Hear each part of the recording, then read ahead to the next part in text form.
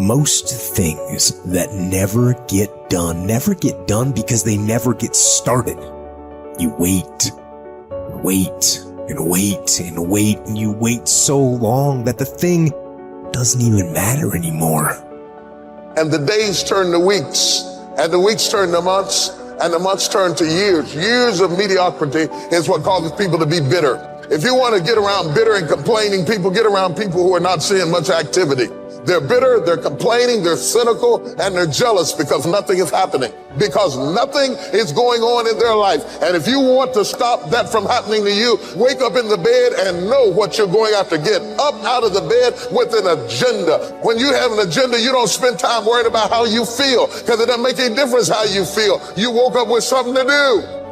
If you would like to discipline yourself, which is a very good idea, pick a direction you want to go first. Pick a goal you would like to attain, a long, medium to long-term goal. You might imagine something you need and want, some attainment that would motivate, whose pursuit would motivate you. And you can ask yourself that. It's a good question to ask yourself in general. If you could have what you needed and wanted, what would that be? And that's a meditative question. You don't want to force an answer out of yourself. You want to ask yourself that like you would ask someone else. If I could have what I wanted, what would that look like? And you can ask yourself that in a more differentiated way. If I could have the relationship that I needed and wanted, if I could have the friendships, if I could have the job or career, if I could have the educational pathway, if I could adopt civic responsibility, if I could engage in some creative enterprise. The next goal is to take your goal and to fragment it into micro goals until you find a micro goal that's small enough that it still presents some challenge that you will do. Stop waiting for something to move you and move yourself. Every day, move yourself. In the morning, move yourself. In the afternoon, move yourself. At night, move yourself. Be very intentional and very deliberate about moving yourself. Through the inspiration of desperation, you'll become more creative than ever before. Throw your whole self into it. See, most people go at it tentatively. They don't give all their stuff. They don't concentrate. And if you don't have what you want, stop telling yourself the story because you don't have the money, you don't have the time. That's bullshit. It's because you haven't committed yourself where you would burn your boats. If you want to take the fucking island, burn your fucking boats, and you will take the island, because people, when they're going to either die or succeed, tend to succeed.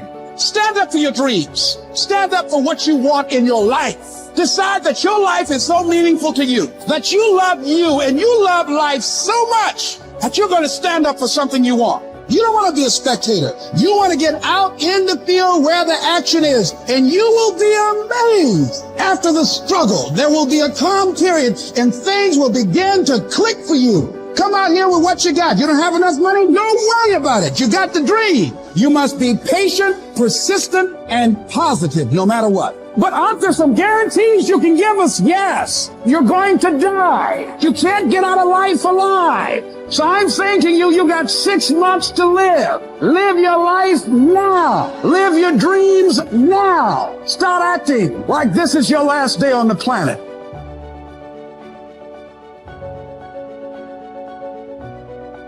Have you ever heard the expression, I don't know where it all goes?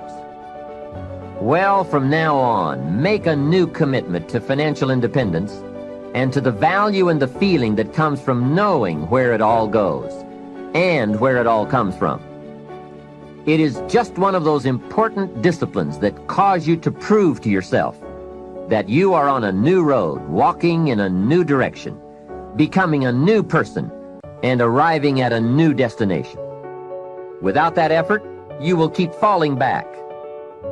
Hey, I found out you can make $5,000 a month and still go broke.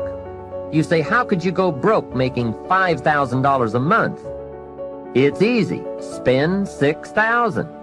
And when you make $5,000, spending $6,000 is not that difficult. Someone once said, if your outgo exceeds your income, your upkeep becomes your downfall.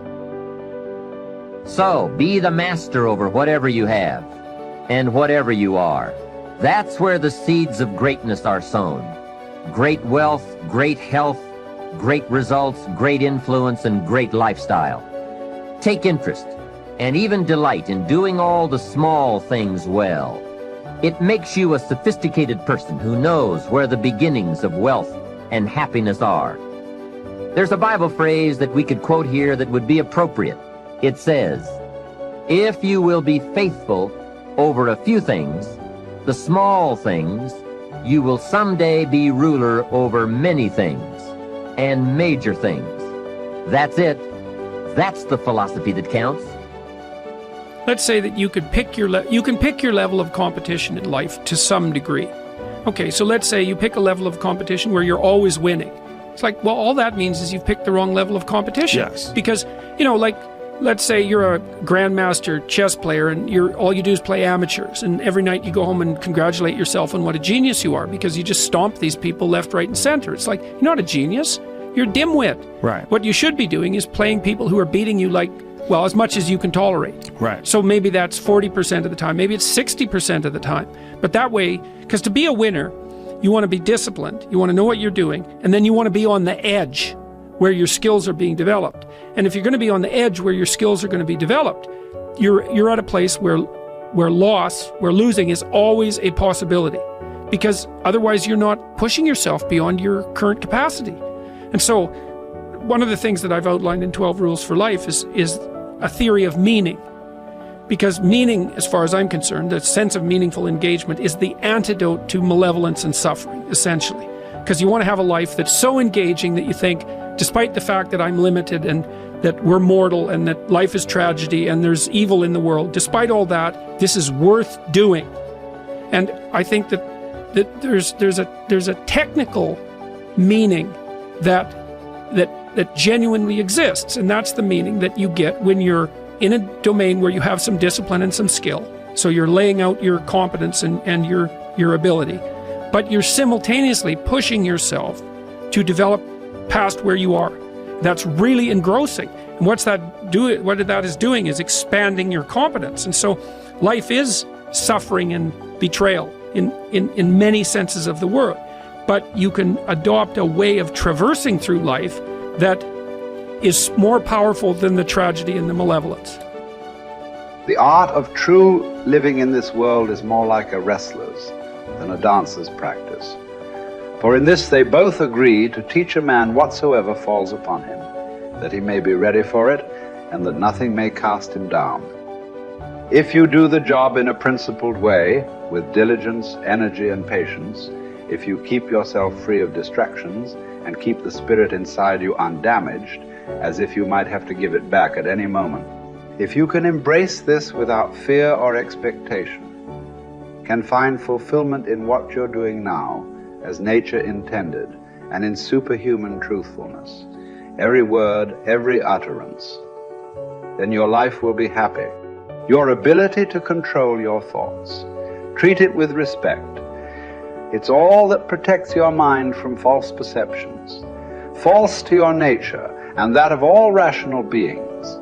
It's what makes thoughtfulness possible and affection for other people. You need to avoid certain things in your train of thought. Everything random, everything irrelevant, and certainly everything self-important or malicious. You need to get used to winnowing your thoughts so that if someone says, "What are you thinking about?" you can respond at once and truthfully that you are thinking this or thinking that. The obstacle is the way. Embrace the challenges that come your way in your work, for they hold the potential for growth and self-improvement. Instead of resisting or complaining about difficulties, use them as opportunities to cultivate resilience, patience, and perseverance. Remember that your attitude towards work matters more than the work itself. Approach each task with a sense of purpose and dedication, regardless of its nature or perceived significance. Find fulfillment in the process of striving and giving your best effort rather than relying solely on external outcome. Think of your many years of procrastination. How the gods have repeatedly granted you further periods of grace, of which you have taken no advantage. It is time now to realize the nature of the universe to which you belong, and of that controlling power whose offspring you are, and to understand that your time has a limit set to it. Use it then to advance your enlightenment, or it will be gone, and never in your power again.